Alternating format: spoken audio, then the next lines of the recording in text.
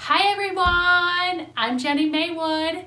If you missed my last video introducing myself and my channel, you could check it out here. I think I'll link it below as well. Today we're going to talk about what I've been eating and how much I've been eating for weight loss.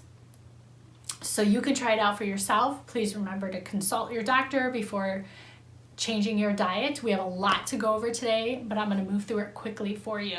If you have extra fat on your body that you want to lose, don't feel down or bad about yourself because of it. Just learn from your past, and the best thing is that you can change it. My goal is to maintain eating habits that aren't short term. So what am I doing? Keto, paleo, Whole30, gluten-free, vegetarian, vegan, the list of diets out there goes on and on. I'm not doing any of those. I am focusing on eating around a certain amount of calories a day, eating about 20 to 30 grams of protein with each meal, and eating mostly whole foods. If you really want to or have to because of a health issue follow one of those diets, you can still use what we're speaking about today to help you lose weight. I just choose not to, because I don't believe it's necessary to eliminate food groups from your diet, except if you have a health issue preventing you from eating certain foods. I believe it's more about balance rather than an all or nothing mentality. I did practice the paleo diet about 10 years ago for a short time. It did help me get away from eating a lot of breads, refined grains, and junk food. However, after a while, I noticed there are a lot of people who stay in shape and are healthy that eat whole grains. And I realized it's more about balance rather than an all or nothing mentality. To figure out how many calories I eat for weight loss, I calculate my BMR. Your BMR is how many calories your body burns just to stay alive. This does not include any extra movement. My goal is to not eat under my BMR for the day and to stay within a couple hundred calories of the upside of it. Sure, I've had a few days where I plan on having another meal after dinner, and then I get busy doing stuff and I'm not really hungry and I don't think about eating, and then I realize it's bedtime and I'm tired and I just want to go to sleep, so I eat under my BMR for that day. However, I also have days where I'm hungrier and I eat more than I normally do. Your BMR is just a general number. So don't focus too much on the number. Listen to your body. If you know you've been drinking plenty of water, eating lots of vegetables, and getting your protein, and you still feel hungrier than normal, eat more calories that day. I believe it is important to learn to listen to your body. So in the future, when you aren't tracking your calories so closely, you can still maintain your diet. If you are on a weight loss diet, it is very helpful to track your calories so you can understand how many calories are in the foods you are eating and to make sure you are not overeating, which is the main reason for weight gain. It's so easy to overeat. I know people have different opinions on counting calories, but this is my opinion and this is what works for me. I use bmrcalculator.net. I'll put the link in the description box below. I'll walk you through it really quickly so you can get an idea of how it works. So here's the website, and you'll go ahead and input your information here and click calculate BMR, and it will populate on the green bar above. I wanted to go ahead and show you this Harris-Benedict equation where you multiply your BMR on a certain number based on your typical activity level.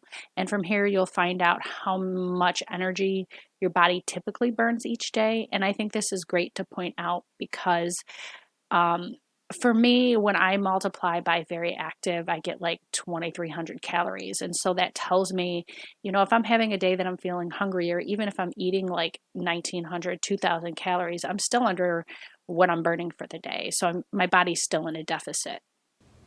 The idea of counting calories seems like it's so much work, but it's not. Especially nowadays, there are so many apps out there that can help you.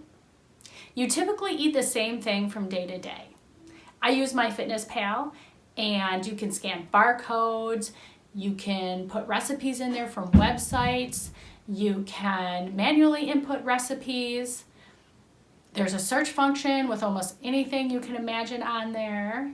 It makes it super easy and suggests things you into the search that you've already logged. And you can copy meals from day to day. I'm in no way associated with MyFitnessPal. I just want to share with you what works for me. There are probably other apps out there that work just as well. Please don't feel like you have to be 100% exact when logging. Just do the best that you can. Remember to add anything that you drink that has calories, including the sugar and creamer that you may add to your coffee or tea. Personally, I drink my coffee and tea plain. When logging high-calorie foods like nuts and oils and grains, I try to be more exact. I also try to be more exact when I'm logging my protein so I can make sure that I'm getting the amount of protein that I'm aiming for. However, when logging low-starch vegetables and low-calorie fruit, I eyeball it.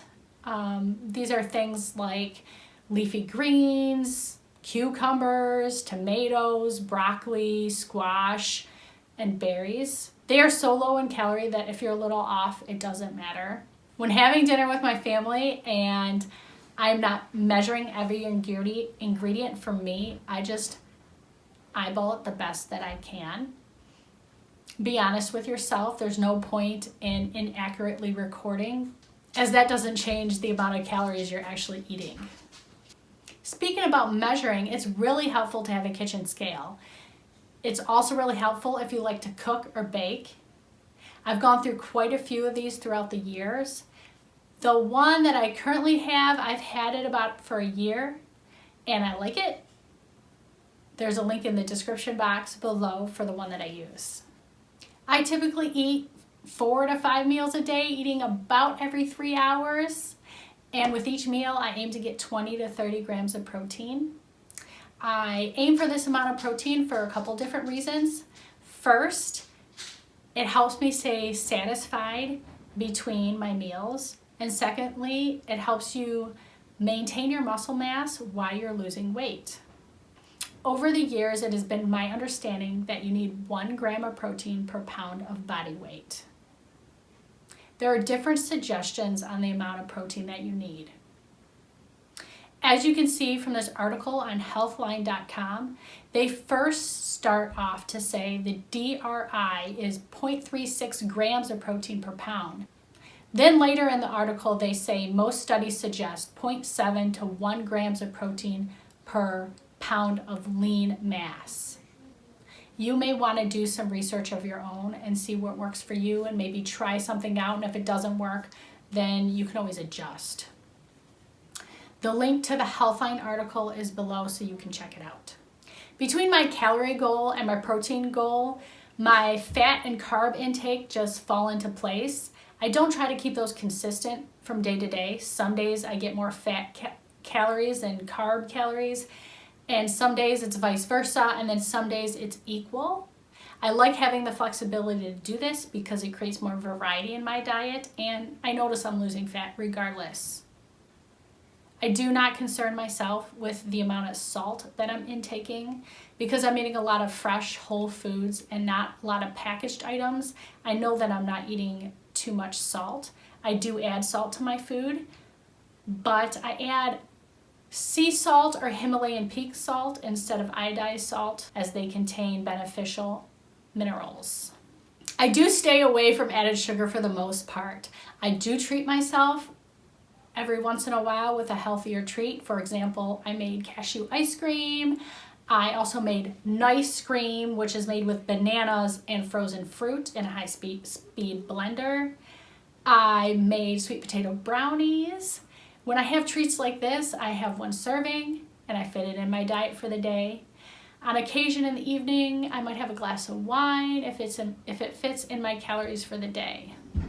Of course, you're gonna have days where you don't stick to your diet. You can call them cheat days or treat days or whatever you want. I would aim to do this once or less per week, depending on how aggressive you want to be with your weight loss. And when you do take one of these days, don't go overboard. Have 1 or 2 meals where you're off track and don't overstuff yourself. Don't feel like a failure if you mess up. We all do. The important thing is that you get back on track. Hey, I was off track for 5 years, but now I'm back. You can't change the past. The best thing you can do is learn from the decisions that you made in the past. This goes back to the all or nothing mentality. I feel like a lot of us feel like we either have to be perfect with our diets and our exercise, and then when we fall off track, we lose our focus, we feel like we failed, we go in the opposite direction. It doesn't have to be like this. You can fall off, just learn and get back up. I would love to hear from all of you. If you like what you see, please remember to hit the like button so you can help other people find this video. And don't forget to subscribe so you can get notifications when I post. If you want to see random pictures of what I'm eating day to day, follow me on Instagram. I posted the link below. Thank you for watching. Bye.